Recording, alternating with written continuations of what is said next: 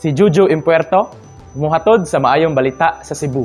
Ang mga pag-ibig members mahimo na unyang makasinati og mas paspas ug mas sayon nga pagproseso sa ilang mga transaksyon ug pag-avail sa mga serbisyo sa pag-ibig fund. Kini human ang ahensya milusad sa ilang virtual pag-ibig mobile app.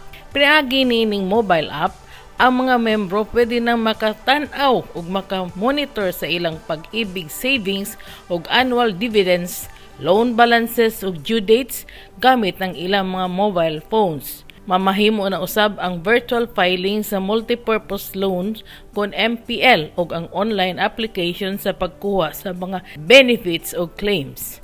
Pag-ibig Fund has been trying to innovate and enhance our virtual or internet-based verifications and mga loan availments. Ang mobile app mamahimong masulod sa mga membro gamit ang ilang virtual pag-ibig account.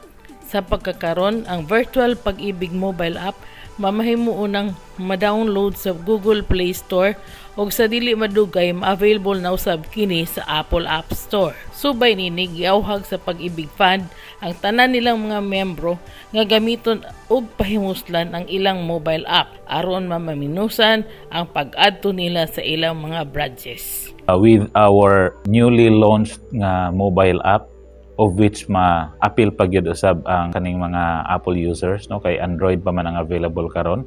We would like to encourage katong mga Pag-ibig members nga techie na, just search for the mobile app na sa Play Store, and then kung ma-available na unya sa iPhone, no, maunay siya time nga pwede na sad mo maka download sa mobile application. Alang sa maayong balita sa Cebu, ako si Juju Impuerto.